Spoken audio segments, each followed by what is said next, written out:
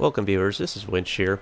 In this video I want to talk about several items. The first being why I deleted my previous video titled Living Outside the Assault Box. The second item I want to talk about is Armored Kill in terms of my suggestions and my observations on it recently, the changes with the patch. And the last item I'll be covering is Medal of Honor Warfighter. My thoughts, predictions, hopes for that. So we'll be discussing those three items, and I'm backing it up here, or just showing some various gameplay of Conquest, Rush, and Team Deathmatch in various maps as well. So with that being said, for those of you that did not see my previous video, again, I called it Live Outside the Assault Box. The summary of it basically was I observed a player and I did call them out by name, and there was not any ill intent meant by that, but I was just using this player as an example that had approximately 30,000 kills with the AN-94, and you know, I was playing a game of Rush against him, and I feel like a little bit like Mitt Romney right now. Where a lot of you felt like I alienated, 47% of my viewing base here by going after the assault class. Again, it's never my intent to attack any players or be critical of players or hurt anybody's feelings or stir up the pot. That's not my intention here as a YouTube producer. I'm just trying to produce content that stimulates your ability to play this game. It goes in depth about strategies and tips, explains loadouts, and what I'm trying to do with that footage and that gameplay, I was trying to explain why I think people use the assault class excessively. And again, it wasn't an attack on that player, but what I'm trying to say is people they get too comfortable and they don't try new things, and then that might make this game feel boring to you at some point in time. If from my perspective, if you're playing with one gun for 30,000 kills, that would be so boring to me. And again, what I was trying to explain in that video is why you should tailor your loadout to meet the needs of the match. Because there's various times in the match where you need to change your loadout. For example, in this match, I was playing Team Deathmatch. I actually switched teams here at this point in time because the team I first started on was just spawn killing this team. I'm like, I'm not going to sit here for 500 tickets and spawn kill a team. So I'll switch teams here, shake it up. But obviously, we're at a disadvantage here because of we're being spawn killed. We need to push up here. So I switched my class to Recon class with the weapon I'm comfortable with, the AS Val. So I can get a tugs up to get some situational awareness for my team. I can push back behind here, get a respawn beacon up, and help my team out. So this is just one small example of how I'm using a class-specific piece of equipment to help my team collectively push up here, and we go on to win this match. And I'll show you some clips here. Again, I'll change my loadout again to support, to utilize C4 and bigger caliber weapon with a higher magazine count to help my team push up through the next obstacle. So again, in that previous video, I wasn't trying to say the assault class is just for noobs, and you guys need to. You need to, think about it. I mean, again, I'm never trying to be negative like that. If I come across like that, I apologize. I did make an ill attempt at humor, and I'll admit it was distasteful in the beginning of that video. It just didn't come out right. And once it's said, you're held to it, and I could just see from the beginning where the comments were going with it, so I just pulled it, and we're just going to reboot it here and try again. So again, I apologize if I offended anybody. That's not my intent. I just hope to bring you quality content. That's what this channel's about. Whether it be Battlefield 3, a Medal of Honor gameplay, or whatever the next game is. I continually plan on growing my channel by producing tasteful content. And so if I'm ever, in a position where people aren't liking what I'm saying, even if it's a small group of people, I feel like I need to try to cater to everybody. And by but by saying smart things every now and then, it's kind of, maybe I can get by with it. But if I'm continually offending people, or people aren't liking the comments I'm making, then I need to change my strategy, which is what I plan on doing. So that's kind of just some miscellaneous information about my channel. I'll be moving on here. Here you can see we pushed on through those that first set of bomb sites. That was critical in this game mode because it was really not looking good there at the beginning. Again, the M240B, I put out a video about this gun. I've coined it the Black Widow just because it's a man killer. Very effective gun. The loadout I like in this gun is a grip and a flash suppressor. I encourage you to watch my review of this weapon if you're unfamiliar with what this weapon's capable of. Now, the next topics I'm going to touch on here, armored kill. I'm seeing a lot of people, I don't know if they're suffering from like post-traumatic stress syndrome or something like that about that, but a lot of people still have negative perception of that map pack, in particular the AC-130 on Rush. And I kind of chuckle at this because sometimes maybe I just got it completely wrong, but when I first put out my first video about armored kill, it was about the AC-130 and was on Rush. And, I was having a blast with it. And I put out lots of footage about me, PTFOing the team from the AC-130's perspective. And, man, did I get lit up on that, too. Got a lot of negative feedback. And again, one of the things I said I liked most about Armored Kill was Rush, which seems to be, now that everybody's played it more, is the thing they like least about Armored Kill. So I'm like on the complete opposite spectrum of it.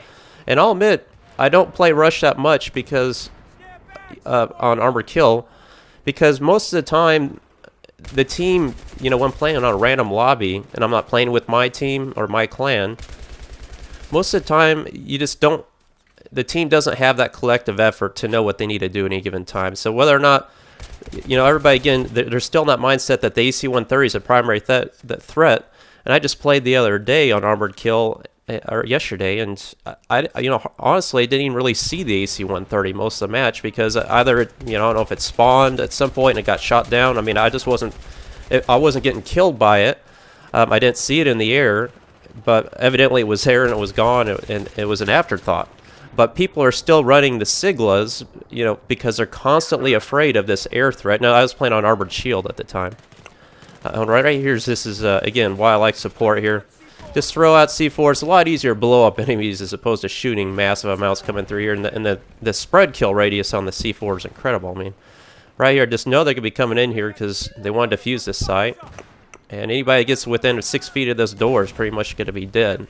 And there you go, triple kill.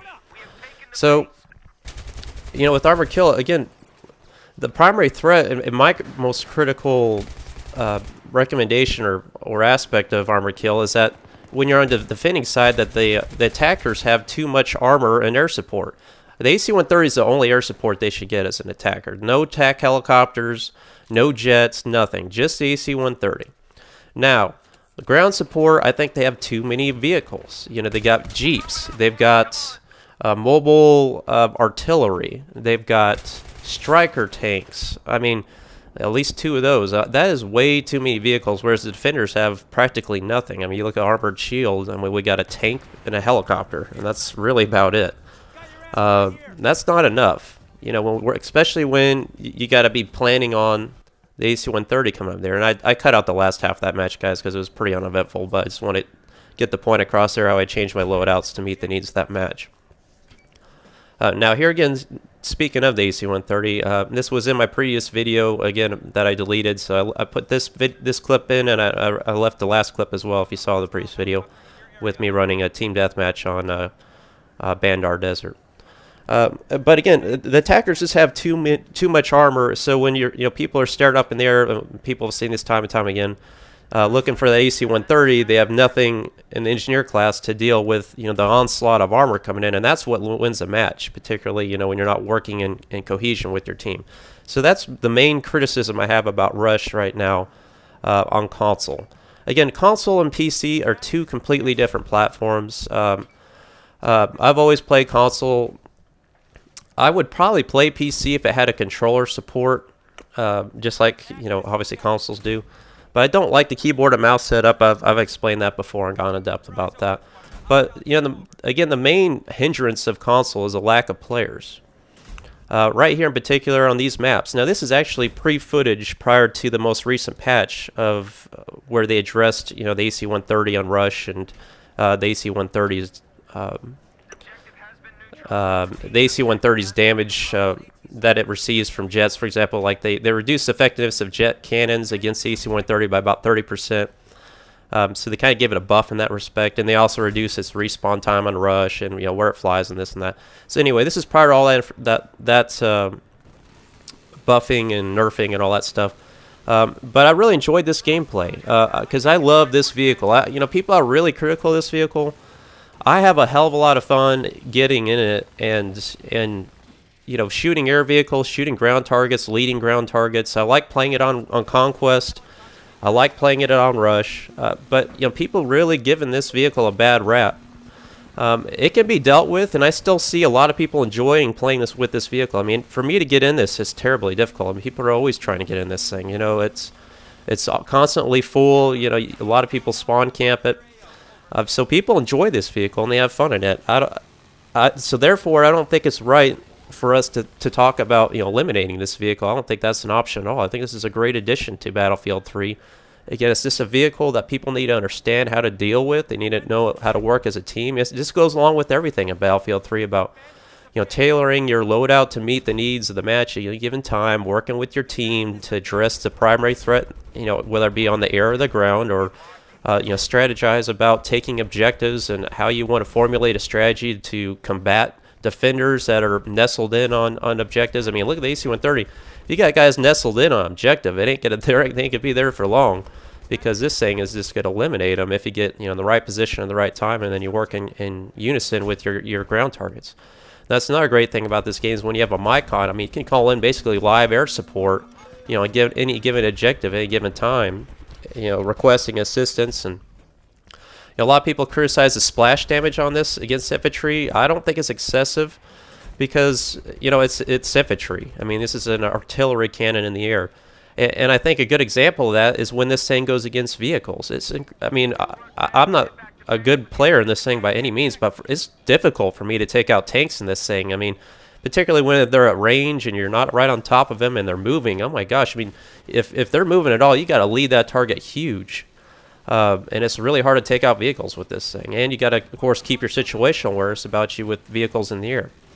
Now, I kind of got off topic there a little in depth about the AC-130, but one other recommendation I made in the previous video, and I want to carry it on into this one, is I think they need to eliminate the sizes of these maps on console. Like Conquest Assault on Back to Karkin, I really enjoyed that game mode because he only had 3 capture points as opposed to 5. I think that's an integral part of this game mode.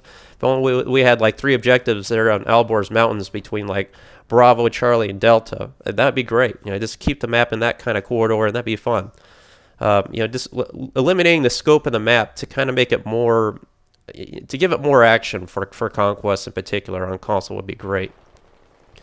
Forgot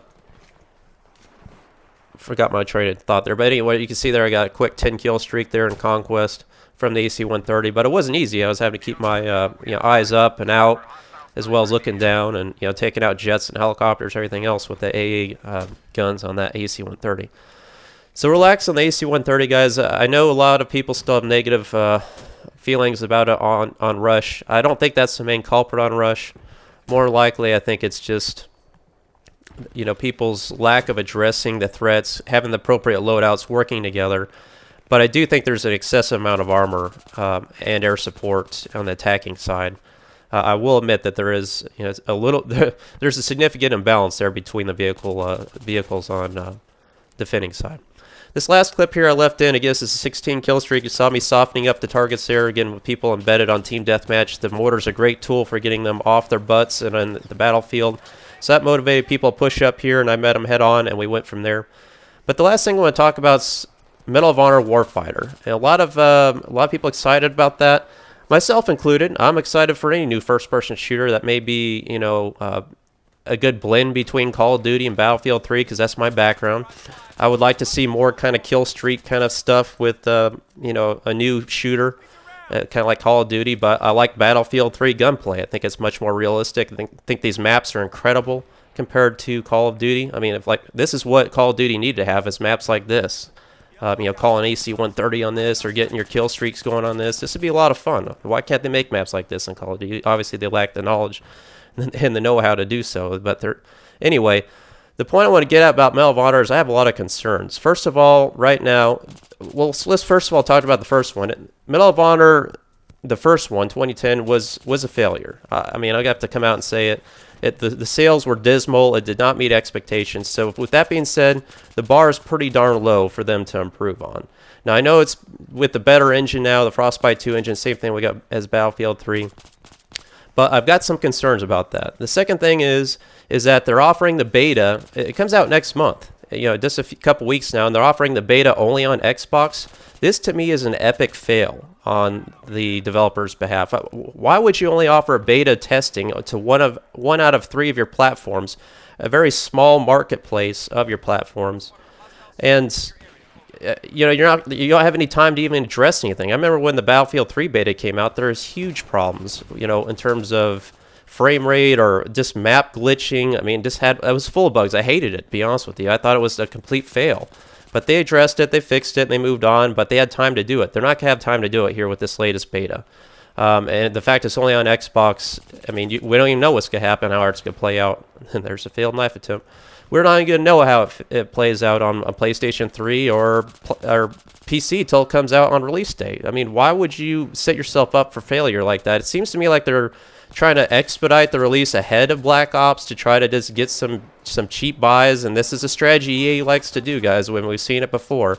So I don't think they're putting a lot of thought into it. I haven't seen much footage about it, which also concerns me. It seems like they're just trying to, kind of get the hype up, which they're doing good on that. Everybody's hyped up about the game, but I'm not seeing the facts back up, whether or not that's going to be a good game. I don't want to be too critical of it. It may be a great game, but these are facts right now, and based on what I'm seeing, the strategy is not there. I hope you guys liked the video. Please like and subscribe to help you out. Again, I'll try to be more considerate in my future videos. I appreciate your patience and your viewing, and I'll have more to come. Thanks for watching.